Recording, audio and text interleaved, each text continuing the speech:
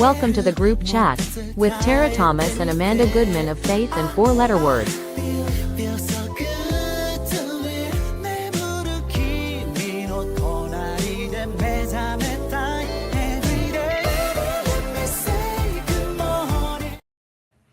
Good Monday morning. We have a new open, but I failed since we're doing all the things and we're part of the production team, I failed to update or upload the new open that Amanda created. So I apologize. That's fine, but let me start because this time last year, she was saying it to me. So we kept it in the Bird family. Congratulations to, you and your family, the Seahawks fans, the Seattle Seahawks Super Bowl champs. Yeah, it was so bad. My son, he and his close friend, they're huge Seahawk fans. So I think, so his friend spent the night. And this morning when I went to get him up, he said he thinks he was up until like 5:40. That's okay. So I said, adrenaline rush. It's part of life. Sometimes, even though we stay up late, we have to adult. But you have to enjoy it because, this time last year I was celebrating. It's like that day after, it's like, your chest, you puffed your chest out a little bit. But then like after today, then it's like, okay, like everybody's just kind of like, so you have to enjoy every second. My husband always says it's crazy that we have one of the biggest gatherings of the year the night before everyone has to usually go back to work. Now he's retired, but I agree because it's like, yes, I did try to go to bed at an early hour, but I couldn't because we had this huge party. And then I'm the type where I want to pick everything up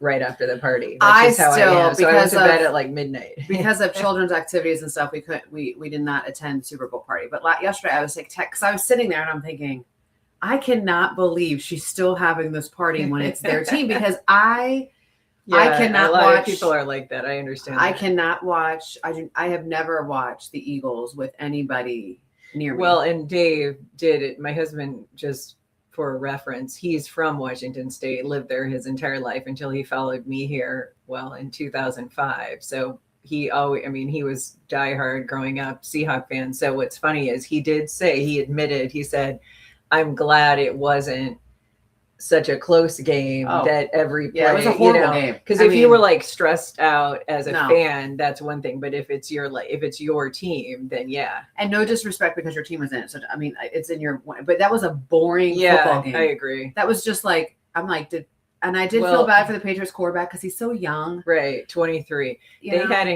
Both teams had played incredible defense. Did you? Okay, it's the Kardashian curse because in the commercial with Kendall Jenner, she was saying that she did a pick and she said that she was betting on somebody. Like the whole commercial was about the Kardashian curse and anyone she's dated has hurt themselves and done yada, yada. So then she turns her phone around and she had picked the Patriots. And I looked at Hector. I'm like, well, they're losing. And they lost. Like, it's crazy. And those of you who are, if you have any ties to the East Coast, like Amanda, I think you will appreciate that when you come from that heavily populated part of the country, the West Coast teams tend to be an afterthought. And so this season, based on how well some of those teams did, kind of reminded people that, wait a minute, there's another half of the country where they have a lot of talent. Yeah, no, of course. And so I do have to ask this because you are Bears by birth, Seahawks by marriage. So which my kids hate when I say that. I mean, had you been because they would have been like in the NFC realm to get to the Super Bowl. Who would you have cheered for? Yeah, I mean that would have been hard had the Bears not lost, and they should have won that game. It was so close. Had they gone head to head, I truly would have been happy for either team, and my kids would have won it. I mean, they bleed, green and blue, so they would have been sad. But I am hopeful that the Bears will have their resurgence again, next year. But now they're, of course, talking coaching changes because that always happens, right? When you're good, right? Yes, I know. But another thing I have to say that was very special, if you watched any post-game interviews or even throughout the season, a lot of the players, especially Mike McDonald, who's the coach, quite young coach. He has a 1-year-old. He coaches the Seahawks? Yeah. Okay. He always references his faith and they always talk about God and Jesus. And so even though I know it sounds like a platitude, I feel like my daughter, she had a montage of all the players and their acknowledgement of their faith. And I just always think if you are somebody inclined to share that. What a great platform Sure. to share that. And so it's unusual, I think, that you'd have the coach and that many players who were so I open admire about their faith. anybody who has a platform and remains authentic to who they are. That's and true. it's like I say that as a segue because last night I received this. I want to read this email that I received. Did you post it? Oh, I sure did. Oh, okay. I sure did. I blocked out the thing because I still don't want people to receive the hate that they sent me, because I know that if I posted this woman's email, right. she could get it. So this ready. I'm absolutely unfollowing you. I cannot believe you promoted that trash on TV. You should be proud to be an American. Now I know what you're about. You're spelled Y-O-U-R. Right? So anyway, she's talking about the halftime performance of Bad Bunny. I had posted something earlier. I didn't mention Bad Bunny. I am not a Bad Bunny fan. I don't listen to him in the car, but I'm not a Bad Bunny fan. Mm-hmm. This is what it is to me, and this is what I heard. It wasn't about the music, okay? Because I like Kid Rock. I like, you know what I mean? I like some of the artists that they were having. It was the fact that there was another show that they decided to have another show because people were saying the Super Bowl should be in English. Like the Super Bowl halftime show should be in English. It was just incredibly sad for me. And if anybody watched, and those watching probably know, but that's also because your husband is from my husband is Latino, Latin country. My husband is Latino. Okay. We listened to this music. My son was listening to this music. So it was kind of cool seeing them sit on the couch and Nico's like, Dad, do you think he's going to sing this? Da-da-da. If you sat and watched, now I wish that they had closed caption on because it was a beautiful story. And if you were watching the show, even if you didn't want to watch, I want to tell you what he showed you. And I get chills and I get really emotional thinking about it because it's very much to my culture of being Sicilian. It's about family. It's about community. It's about food. It's about dancing. It's about all ages coming together. And he showcased that last night. It was a beautiful storytelling. And like he was telling the story of Puerto Rico and the plight that the island faces. You know, that's why there were the power lines. Okay. They were signifying the power is always out. You know what I mean? So we had Hector there like going through it for us. But I felt sorry for my husband. Because of what he saw on social media. Because my husband's a very genuinely nice, good person. And then so he's reading things and he's reading posts from people that he thought he knew. And the things that they're saying, like, you don't have to like that music. I don't like half the Super Bowl performers that we've had. Right, like it's, it was just really sad. Well, and also the part that's hard to remedy is if you are somebody who doesn't like that style of music, then I get the default would be, well, I don't know why they chose him, but in the past, I think when people haven't appreciated or they don't like the performer, they don't default to, well, that's un-American. And I think that's the part that's unfair, the part. Because then you're taking it to a level of like almost discriminatory reaction. And in fact, so many people hated our favorite halftime show of all time, which was Eminem and Dre. Still the best, still our favorite. But it's like, you don't have to, that's the thing. It was never about the music. And that's the problem. People are saying that it's not about the music. And we know that what you're saying, it's not about the music. Because I don't listen to, like, Friday night, driving down to Saturday night, Gia had a basketball game.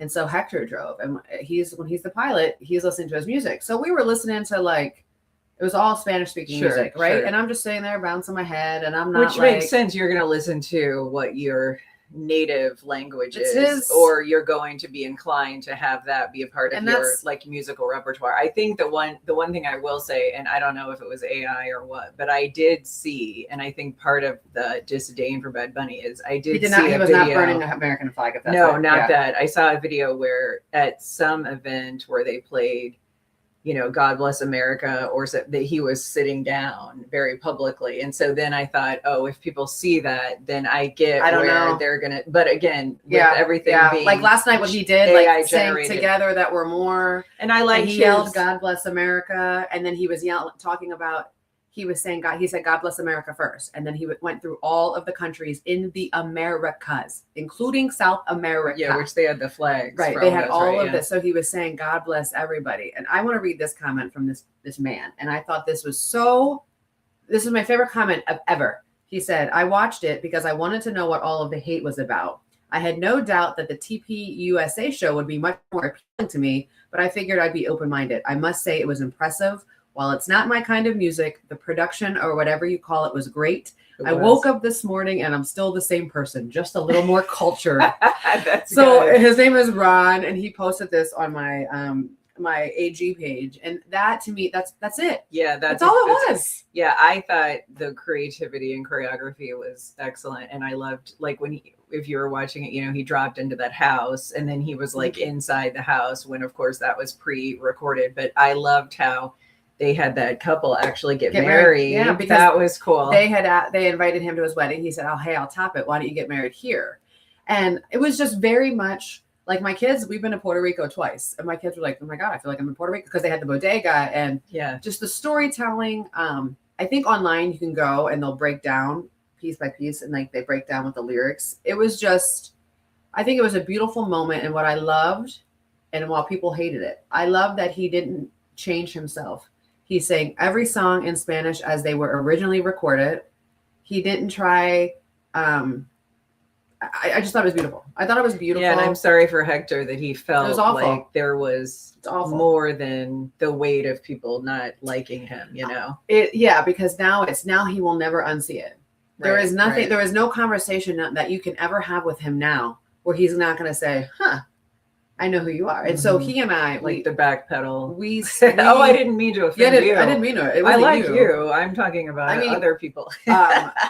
I remember like my uncle Kenny, who had passed away from pancreatic cancer, he had so much rhythm and soul. And I remember when he brought home his girlfriend, then became wife.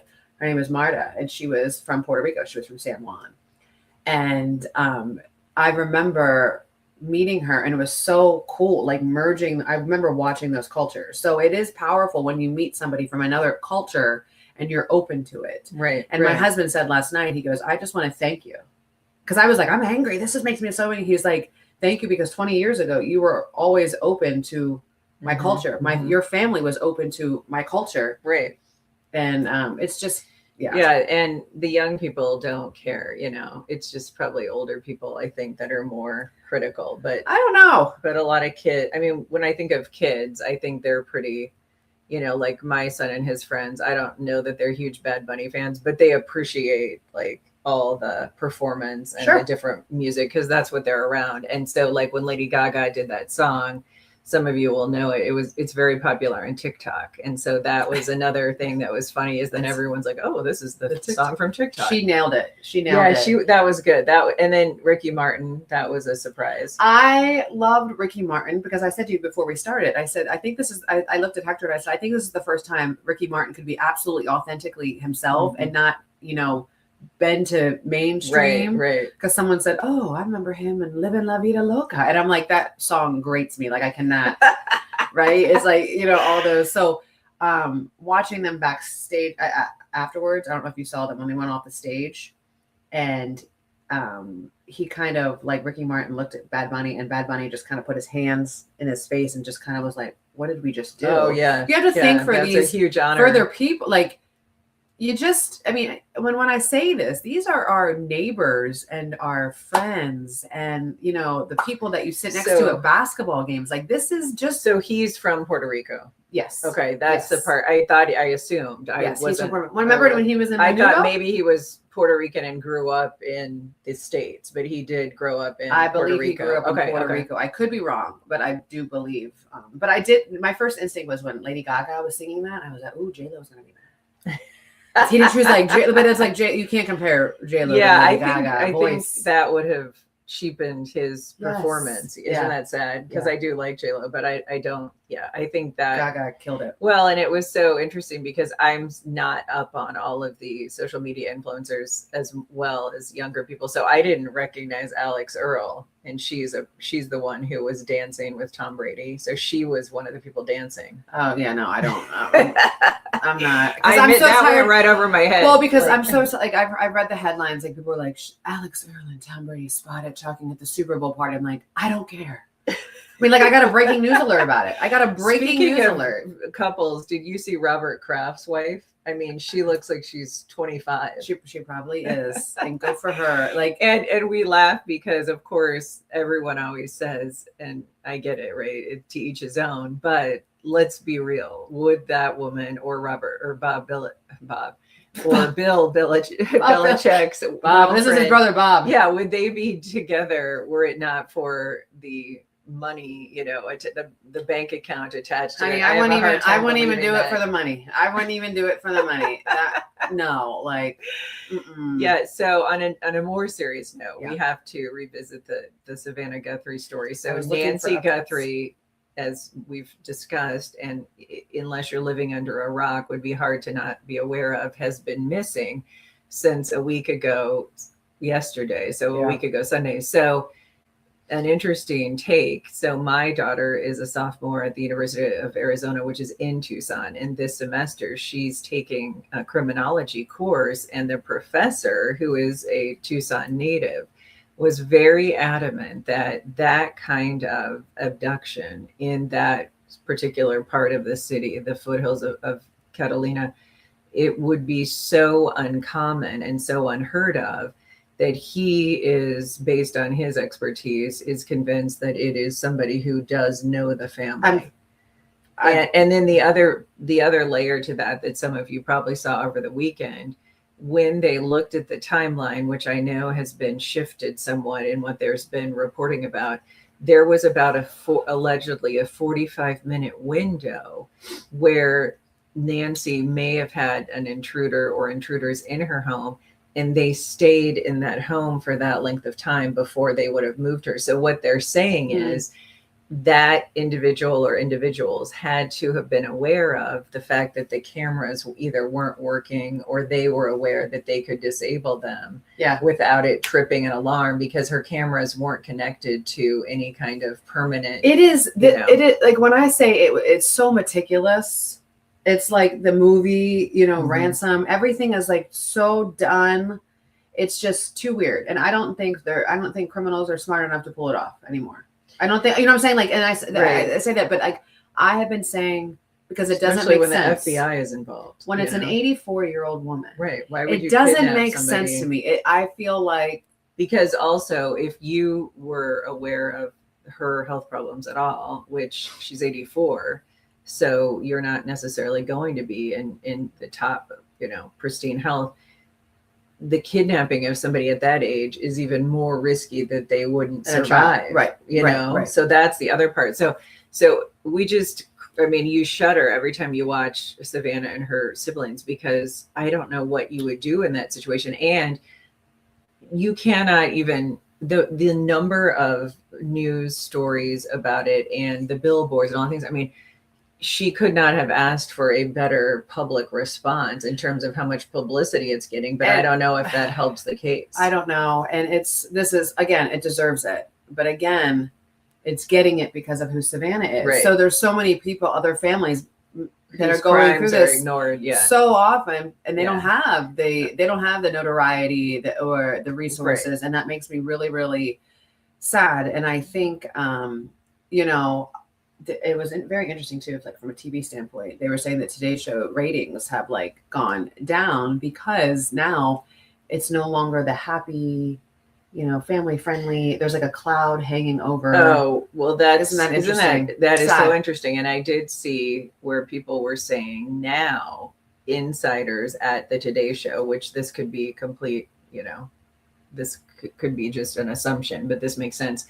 They had pushed for these on-air personalities to share so much more of their personal lives and be connected to the audience. Hence Savannah last year going to Tucson and sharing where she grew up and all the things.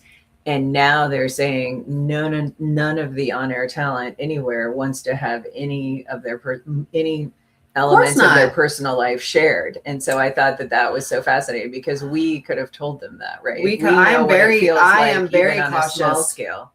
I am very cautious of what I share about my family on my public social media pages. Like you will rarely see, and I think I shared a picture at Christmas time of my family. I said, and that was kind of it publicly, because I have been on the receiving end of some scary behavior that involved my family. So it's kind of like you have to, and then on that scale, it's just too much. So this person commented, which is kind of interesting. Katie Webb, did either of you notice that the score wasn't posted on Facebook? It was all about the halftime show. Yes. And so it is interesting because when you think about going back to the, when you think about the motivation for why people would want to have a figure or a performer or somebody who would generate a lot of buzz in the world that we come from of television, we understand like no publicity is bad publicity. So people have to understand if they were saying like, oh, why did they choose that person? No question, he got a lot of attention, so much so, like she's pointing out, more, it almost like trumped the game in some respects. So the NFL wins because everyone was hate watching if they didn't like him before they even gave him a chance. So, I mean, I was like looking at all the social media and I was thinking, wow, the NFL ratings are probably in part higher than ever because it wasn't the game that would hold people. And here, and listen, and this is the part that I just want people to admit. I just want people to admit it was not about the music. It was not about the taste of music. Just admit it, because you know what I'm saying? They've had rap. Yeah, because for instance, my parents, like when Dre, and they're like, oh my God, here comes, and we used to hear this in the house all the time. My parents, they were not rap fans, right? You know what they did? They muted the television. They got up, they made themselves some more snacks, got themselves another plate, talked amongst themselves, and then they came back. And it wasn't like they didn't post about it. No one was posting about it, posting about it. So let the record show it is not about the music. It is not about the music. And for anybody who's saying, you know, this is America, speak English, I encourage you to get out of your bubble. You don't even have to leave the United States. Get out of your bubble and let's go to some cities like Miami. Let's go to Philadelphia. Let's go to Seattle. Let's go to Chicago. Let's go to New York, Boston. Let's go to some other cities where there's culture. Let's go to Houston. You know, go and outside your bubble and go see who Americans are. It's this beautiful melting pot. Yeah, that's so true. So when you are saying like, you've already told me everything I need to know about who you are, where you've been, where you haven't been. Well, it's funny because we were talking last night about it's all about your perspective. So for someone who grew up only in Iowa, you know, they think Waterloo is dangerous in some respects. So, I mean, it's kind of the running joke of like, okay, well then don't leave Iowa, because for me, I've said this, Waterloo is the safest city I've ever lived. I mean, in contrast to being on both coasts and growing up one state over. So I think, it's definitely just your point of reference might be very skewed, because if you go to, like she said, any of these big cities, so many people are speaking other languages that hearing English would be a rarity in some neighborhoods. So you know what?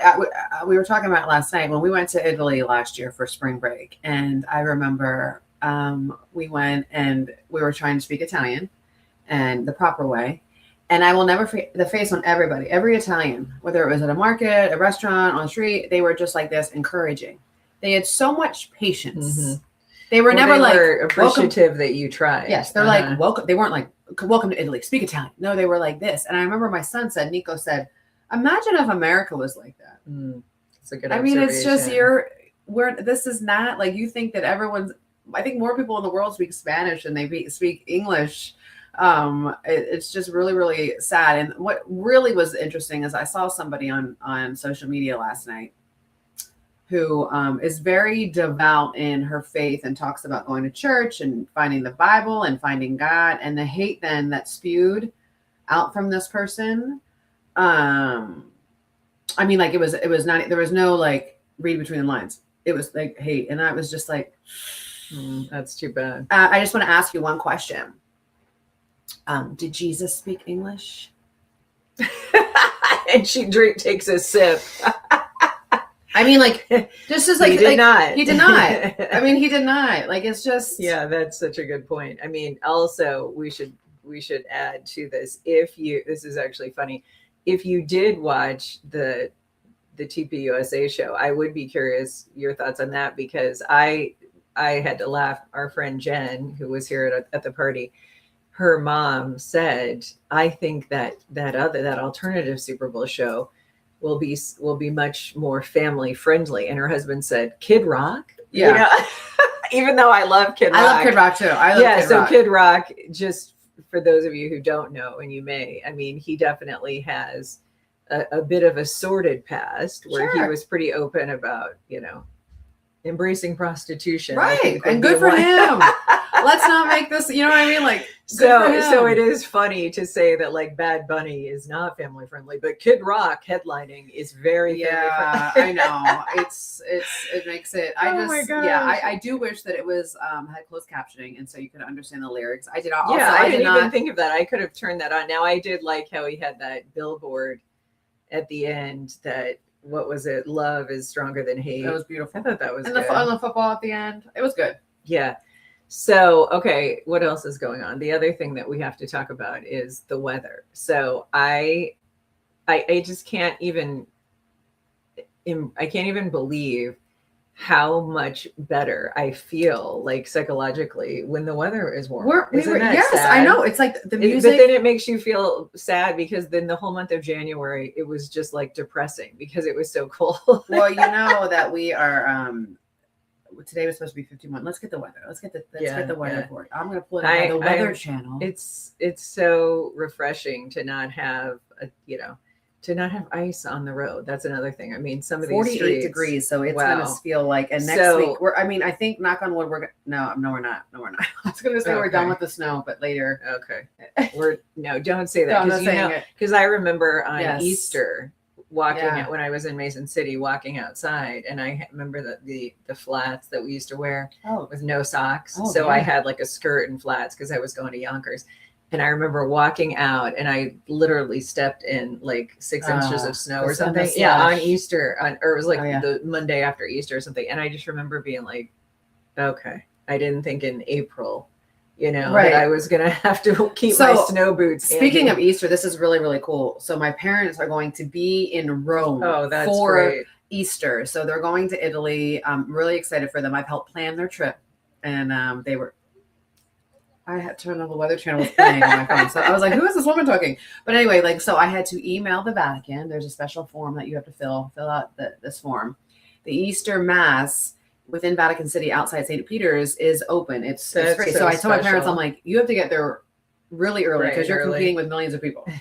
But Holy Saturday, there's a vigil inside St. Peter's. So we were trying to apply to get there. But they are going to take the tour of the Vatican, St. Peter's, and the Sistine Chapel in the morning experience. On Holy Saturday. And my parents are like, I call my dad Captain Catholic. Like he gives me like holy texts, like he'll text me next Wednesday, get to church. It's Ash Wednesday. Yeah. Like still up to this. I'm like, I got remember. Did you ever see that clip where one of the anchors on a cable news channel had ashes on her forehead and someone said, oh, what's the dirt? Yeah. Yeah. And I thought, okay, now that's,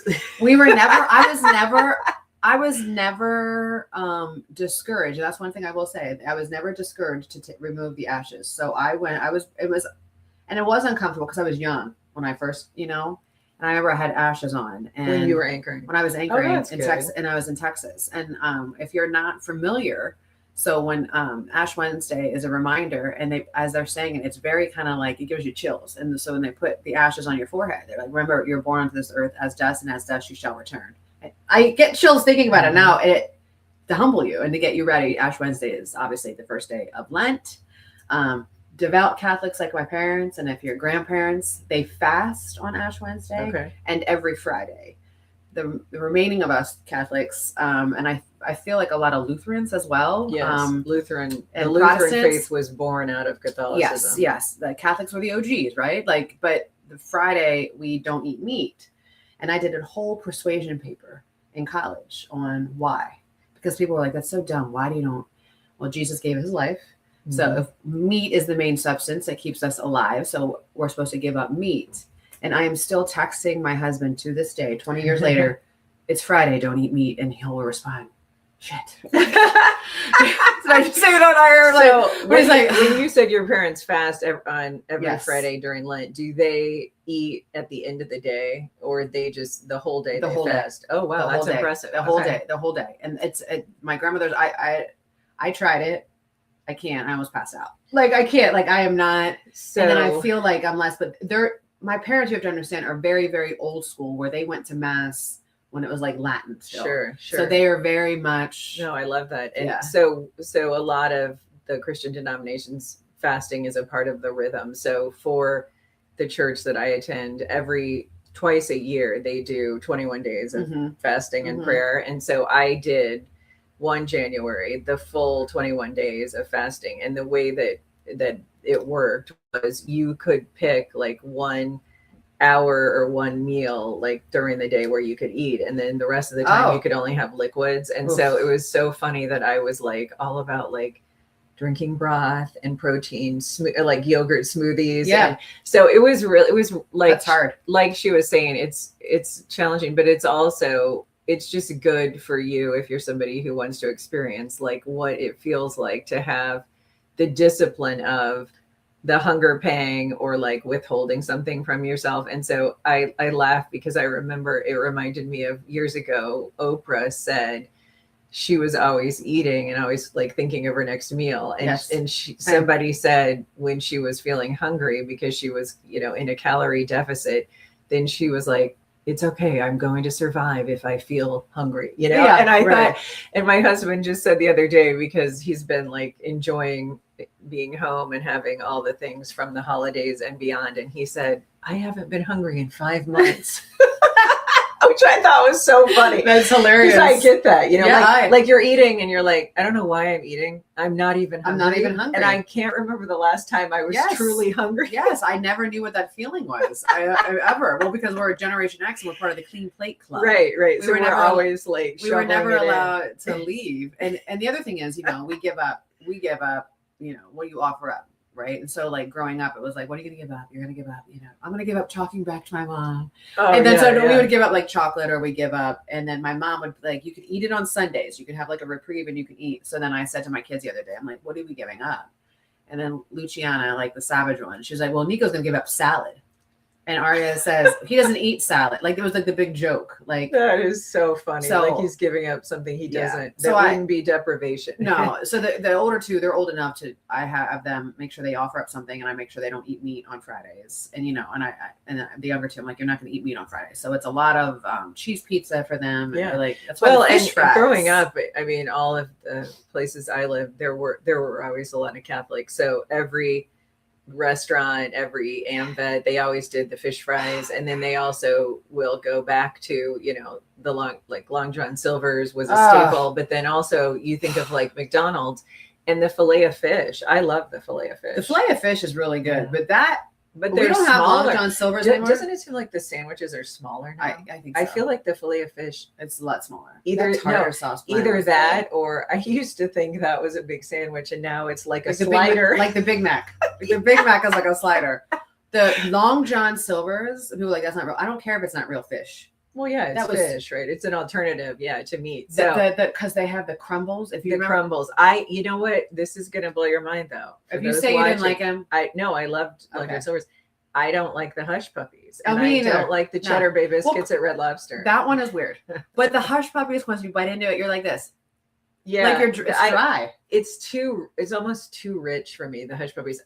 It's so weird though that now in my older years, I just can't do fried foods almost at all. And I mean, I say that, but I would eat like fried chicken. But it's just, isn't it weird how as you age, your not just your taste, but what your body will tolerate changes. Our body's like, please stop. So now I understand why they would say, like hospital food, or when you're in like a nursing home, that the food is so bland. And it's like, give me bland, because now I have to have almost bland food. We have to have without getting like, because you're a sweets person. Definitely a sweets. Yes. And what's your go-to? So let's say Dave's getting you chocolates for Valentine's Day. Okay, so what is the go-to? Hands down, anything with fruit. So any chocolate covered fruit, or any dessert with fruit. Would be my favorite. And I mean, I have never had. Have you had those frozen strawberries that they have with chocolate on them? But here's the thing: my teeth, true fruit. My teeth are so sensitive that hurts. I can't. I'm so weird about that. So growing up in the Midwest, we had, of course, just like the chocolate covered cherries, like the Queen Anne during the holidays. Never had I had any kind of fruit delicacy or chocolate covered fruit that was so good until I was in the Northwest, because that's where, the fruit bowl of the nation, that's where they grow all the cherries. And they had, I mean, this Chucker Cherries brand. It was like this gourmet chocolate covered cherry. And you know what is so good too? Have you seen, I forgot the brand, but I know you've seen it. It's like the blueberries and the pomegranate covered in chocolate. It's they sell it like next to the gum and the chocolate, in the aisle where they have. I know what I'm talking about. They have it at TJ Maxx. Yeah, I forgot what it's called. But and so the other thing that I do love that you love, I love gummy bears. And then have you ever had the chocolate covered gummy bears? No. Amazing. Really? Amazing. Okay, you would like that. See, so my daughter, that's like my daughter's I'm a salty favorite. Girl. So like if I don't celebrate Valentine's Day, we've discussed it. I hate it. But Hector would know, like, give me a tray of soft pretzel bites. Oh, yes.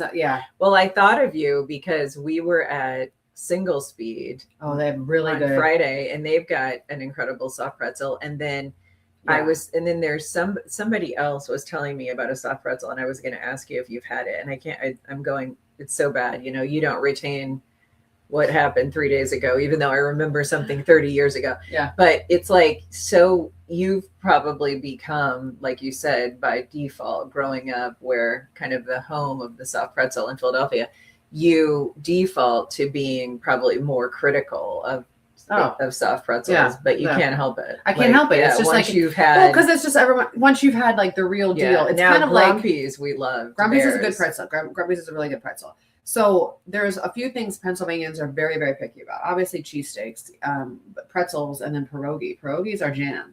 Pierogi is like something that, and that's Polish. That's Polish. Yes. And that's a big population, in PA. And then that's a lot that will get us through Lent. Now, I was telling Amanda, this is kind of a fun fact. If you grow up in Illinois, because Chicago is so densely populated, the influence of Chicago, much like Seattle and Washington, is felt like statewide. So people sometimes say, like, my vote doesn't count because it's whatever Chicago wants. Well, so growing up, we always got off. It was a state holiday for Casimir Pulaski's birthday because he was a Polish general who is very much celebrated in the Polish community. And so it was so funny because we were always like, who is this person? Oh, we don't care. We're just happy to get the day off. Right. But it's so funny how somebody's influence can impact a whole state. And the food. I mean, it's. So what else would be considered Polish food besides pierogies? Because I don't really know. I can't speak of it. know. I can't speak of it because I didn't know. I mean, we were. What eating, is it like? Just I can't picture it. What is a pierogi again? They look like it's like a half moon shape, and it's stuff with like it's stuffed with potato or cheese, mostly potato. Like I have had those. I mean, and you can fry them. We throw ours in the air fryer, and then Hector will do like sauteed onions and stuff with it. That sounds really good. It's so good, and you can also steam them. I mean, there are like, and like back home, growing up and going to basketball games, you can get the pierogi. I mean, we would have pierogi. You know what I mean? Like it was just. And then the other staple that Pennsylvanians eat, which I hate, it's nasty, is scrapple. It's and I've heard of this. It's everything. I'll show you what it looks like. It's everything from your kitchen packed into like a square, and it's horrible. Like my brother, for instance, his tradition, he calls off work, and he lives in Maine now, where he's an educator. He calls off work. He takes the day off on Groundhog Day. So the other day he called, and I'm like, what are you doing? So he's like, funny. He said, eating scrapple, drinking Rolling Rock. Yeah, I'm going to show you what it looks like so you can. So what's really funny is growing up in Illinois, we call Scrabble. Scrabble is like where you take the Chex Mix and the pretzels and you put the butter coating on it and you bake it in the oven. Oh, we call that Scrabble. Well, this is Scrapple. It's like all the pork trimmings. See, I would probably like that, but that's because I love anything casserole-y. It's like this. Yeah, you can see it. Yeah, there you go. It's like, just a pile of square meat. Okay. I'd probably like that. It's so funny. I've never heard of, I think I've heard of it, but I didn't know what it was. I heard you probably talk about it before. Yeah. So thinking of the Super Bowl, crock pots, right, are a staple. So it was so funny. Yesterday, I got a big thing of frozen meatballs, and then I did the Sweet Baby Ray's barbecue sauce. Sweet baby Well, Ray. then Chris Carter, he brought a crock pot of meatballs. Okay. And then my friend Michelle, she brought a crock pot of meatballs, and she also had the little smokies in it. And then my friend Carla brought. So Chris was I am like, not a fan of Little Smokies. so I don't like them either. I Yeah. mean, they're so popular. It's not that I hate them. It's not what I go to, but it was so funny. So we had like 4 crock pots with meatballs. And then they I would put have in the honey I would have posted up and with all those yeah, they crock put the pots. honey and all the fixes. And I was like, Oh, I just squeezed in some Sweet Baby Ray's. Like I didn't No, do that's fine. Like you just give me like a meatball. Like I don't want anything on my meatballs. I don't want I like anything them on my plain meatballs. too, Like but- I don't want anything on my meatballs. And it's like if you meet like an Italian, we'll never do like the meatballs in something other than some marinara. Like you know what I'm saying? Like Okay. it's a very so I weird. did the staple Velveeta and Rotel.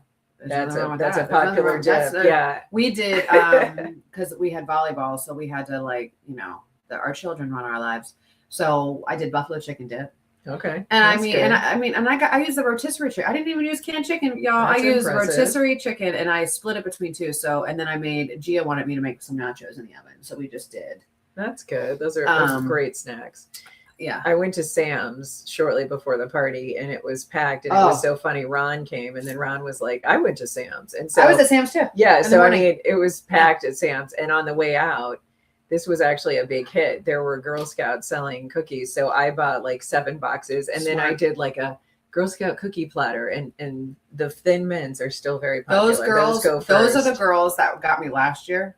That one, remember the girl when I Oh, came out? yeah. the- They were old. These girls were older. They were like high Okay. school. Well, first of all, genius to go right outside of a Sam's Club. I think mean, they did well. But I was wearing my Eagles jacket yesterday morning. So I had Gia, drive me around. I was passenger princess yesterday, and I had all the girls with me.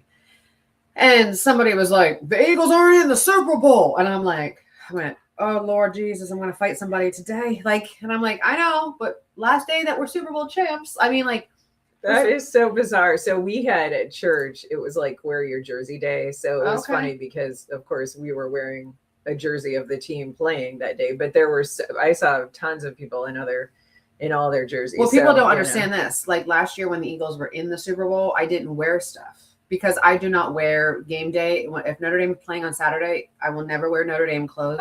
And on Sunday, I never wear the So Eagles it's like a because superstition. it's a jinx. And every time, I'm not even exaggerating. Like there was one time Notre Dame was losing, and I looked down. I'm like, oh my god, I have a Notre Dame shirt. I went and I changed my shirt, came back, they won.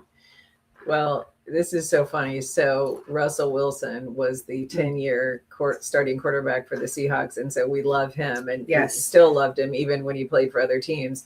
So we have so much Seahawk memorabilia, et cetera. So I actually was in the storage room and I opened my daughter's bin of her keepsakes, and on top I found like a Russell Wilson doll among some other Seahawk stuff. And so I got that doll out, and then I had like decorated the basement with different Seahawks elements.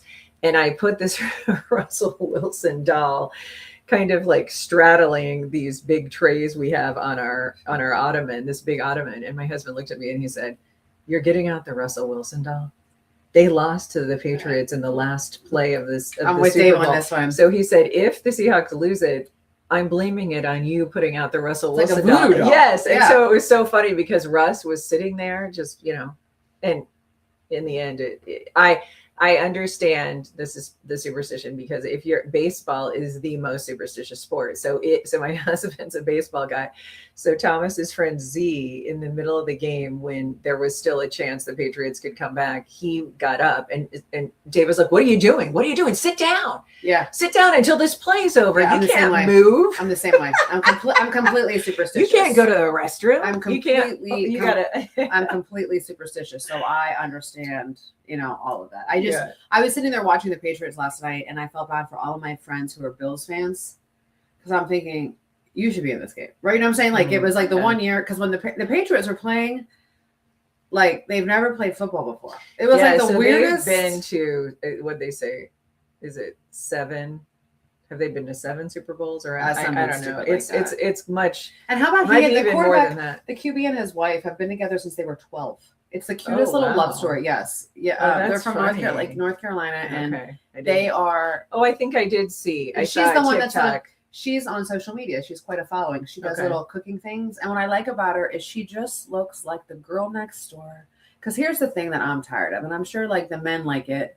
If I have to see one more Sports Illustrated special edition of Wags, I don't care who Yeah. the wife or the girlfriend of the player is. I don't care. I do not care.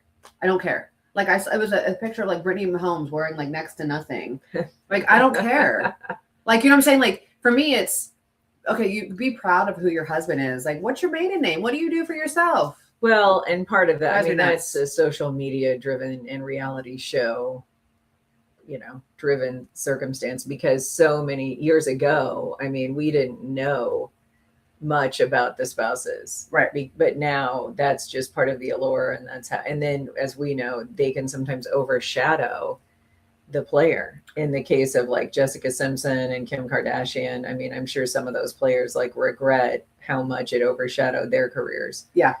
Because especially like Jessica Simpson, because then they were sadly like the Kardashian curse that you speak of. They were saying that about Jessica Simpson because remember Tony Romo, but he ended up having a second act being a commentator. And I will say, when Tom Brady initially started doing commentary, sports broadcasting, people were like, oh my gosh, but he has really evolved. And I was talking to Ron Steele about it. We both agree that now he's really good. I mean, and my son even said like, oh, I really like him. And it's like, if you can win over the kids, the very critical teen boys, then you're he's very, very good.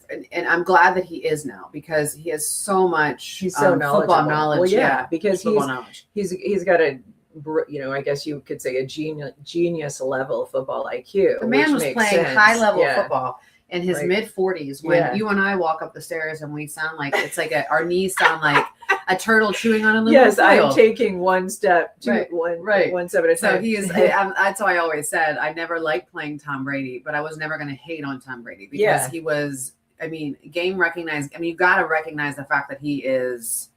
He was the top of his game. I'm not a Bill Belichick fan at all, but I think he should definitely be in the Hall of Fame. So then somebody said, that's what someone said last night, that probably. So it is interesting because when you think about sports now, so much of it is personality driven, and it's definitely in part, of course, because of social media. So it is almost sad that when I watch those reality shows, and they're excellent. If you've watched those reality shows on Netflix where they go behind the scenes of these pro football players, they've done one with the quarterbacks and some of the other key players. So I used to really like, and I thought he seemed like a very likable person, Devontae Adams. Well, then when I watched him on the reality show, you kind of got this sense of, okay, he thought he was like too good for the Raiders. And so, I guess now they're the Vegas, I think of them as the LA Raiders, but it was like, I just kind of was like, I had a different vibe with him. And so I almost think it's sad how it can sometimes sour you on people just because then you really see he wasn't all about his teammates. He was all about following Aaron Rodgers because he thought they were going to do, great things. And then he was so critical. And Aaron Rodgers, like love him or hate him, I have to say, if you've watched that documentary about Aaron Rodgers, I think it will change your mind about him because I thought he was a jerk. Then I watched that and then I realized like, he's just somebody who doesn't, he beats to his own drum, especially when he's like going on the meditation retreats. But I really respect, the one thing I do respect about him is he says what he feels and he stands on it. And that's rare because nowadays the NFL tries to control so much of what the players can and can't do. Well, they play to their audience because they want to be liked and everything is to be, it's all superficial stuff, right? It's like AJ Brown for the Philadelphia Eagles. Everyone said he has an attitude. He made a thing where he's like, I'm always open. And it's just, for me, I want him to compete. I want him to say I'm always open. And he got a lot of flack because he was caught on the sidelines and he was reading a book. And people were like, he's not a team player. I remember that. And that was him.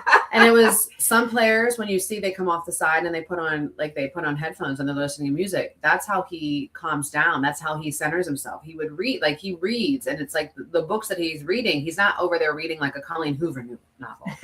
He's reading something that's literally feeding his soul. And he struggles, and he's been very honest, and it's been very good. He has struggles with mental health issues.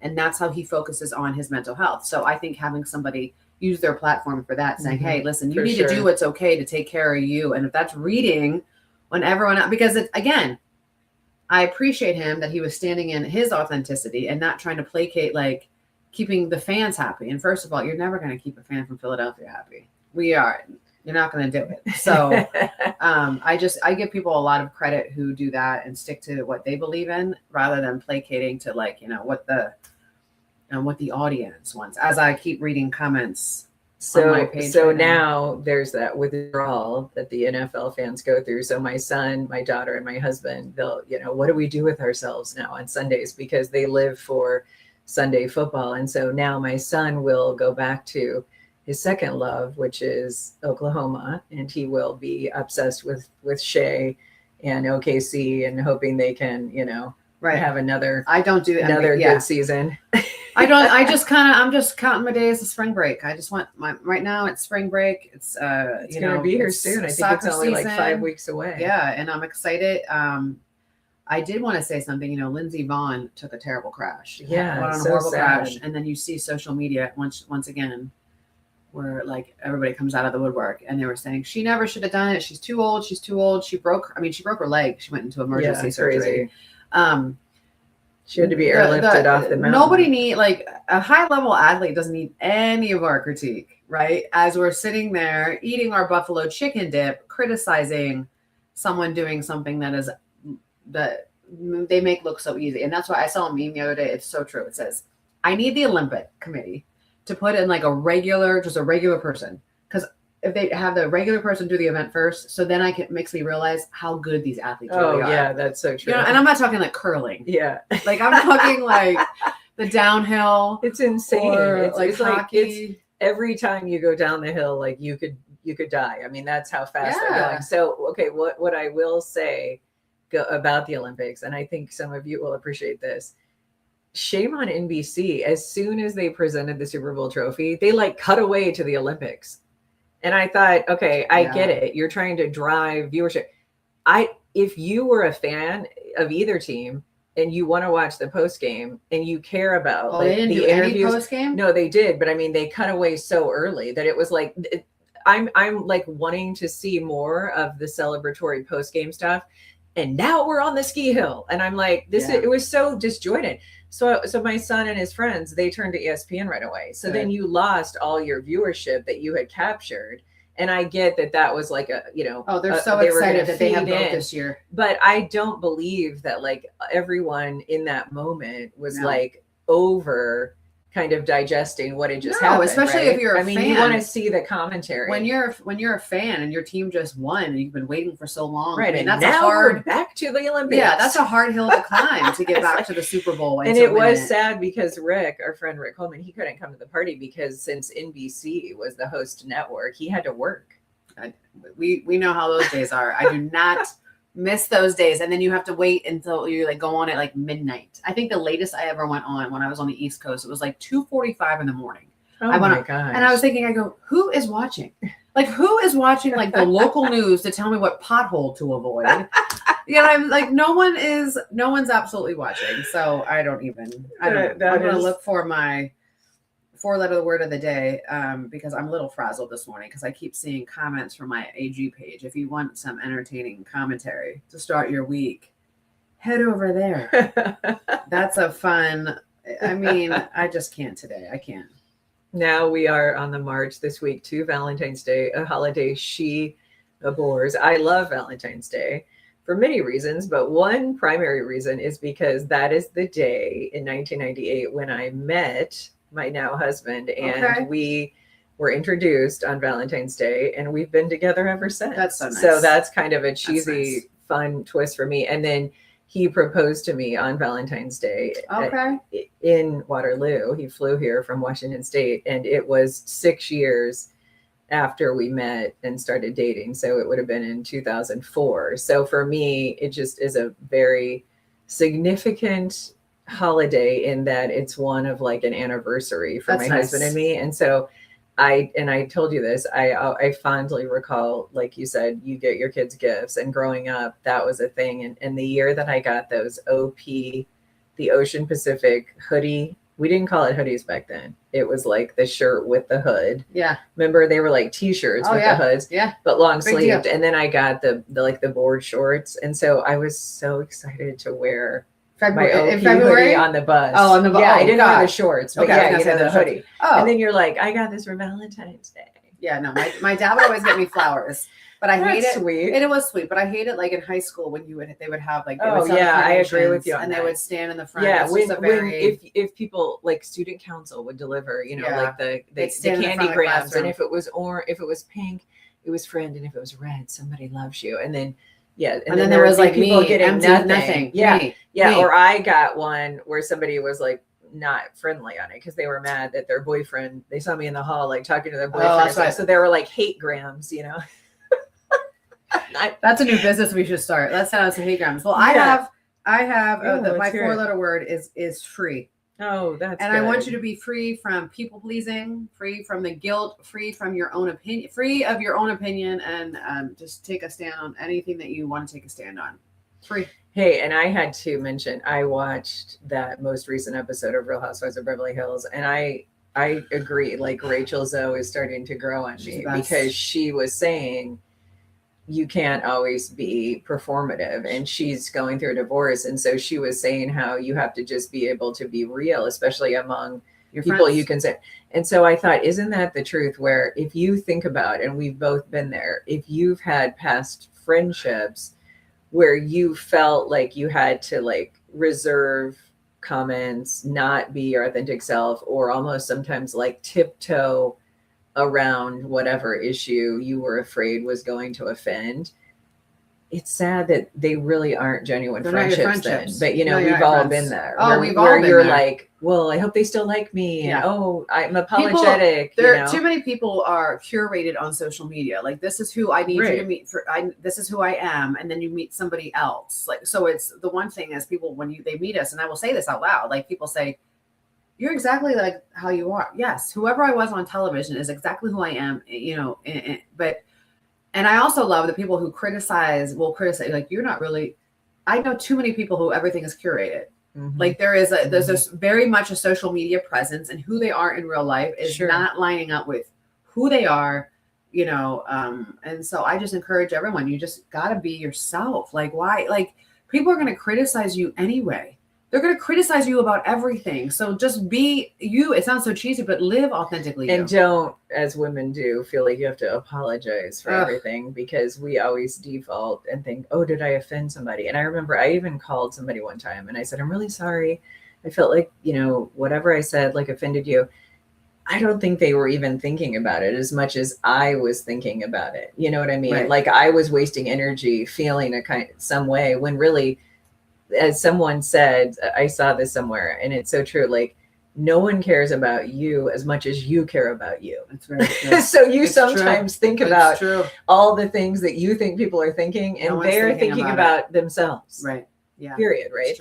Here's our verse for the day. This is a tough one, because I think this really pushes you out of your comfort zone.